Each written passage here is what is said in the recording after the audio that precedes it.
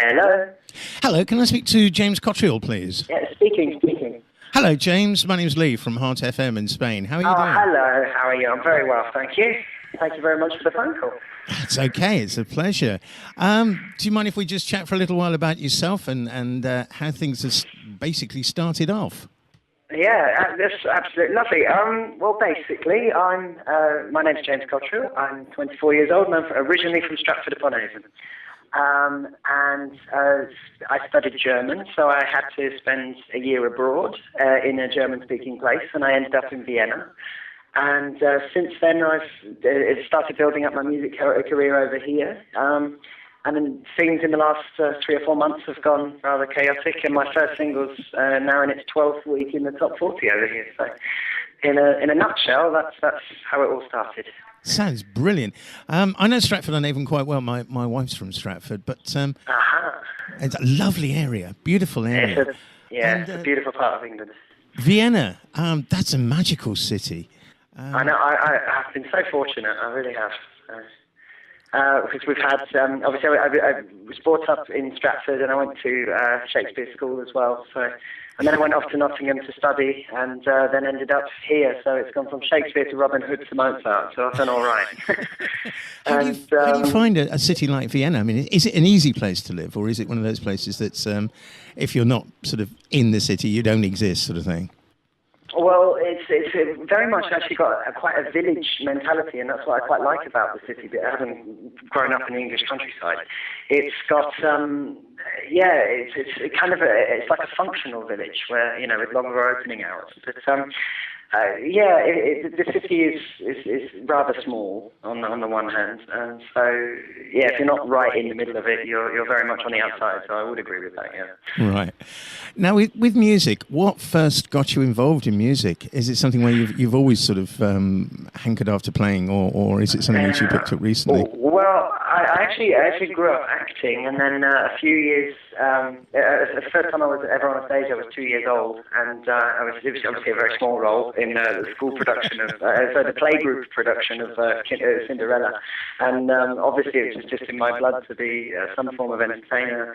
But it wasn't until I was 16 that I started playing the guitar, and one of the reasons why I've decided to really push my musical career in Austria is because I had never actually sung before I came to Vienna, and I spent the first year or so just really refining the songs and things. But I just always felt very comfortable because I did a lot of acting, and having gone to Shakespeare School, I was obviously surrounded by theatre.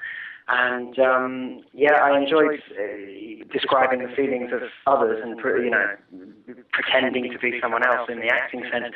But I found it a lot more natural to be myself and present my own feelings in my own songs, which are obviously very heartfelt and chapters of my life, effectively, each of those songs.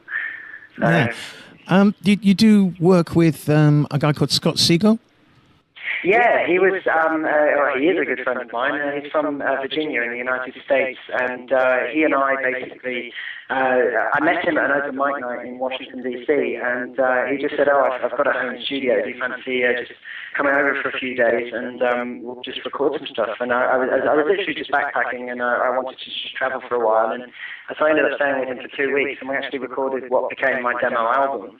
And we had an amazing time, and he taught me a lot firstly about recording, which it was the first time I'd ever really heard my own voice, which was a bit of a shock. But Scott really opened a few doors for me and got me into really honing in on the songs to make sure they sounded as full as possible, and not just the way I'd written them down, and really put some potential to them. And he remains very, very close to me. But I lived, unfortunately, 4,000 miles away. Now, that I guess was when you first recorded or did the first versions of Unbreakable. Yeah, that was the very first demo version was on that CD, which I actually stopped producing 9 months ago, just to make sure, less than that, 6 months ago, just to make sure that when the first professional studio album came out, that I think 7 of the songs that are on that demo album have now made it to the first studio album, which will be coming out in the autumn.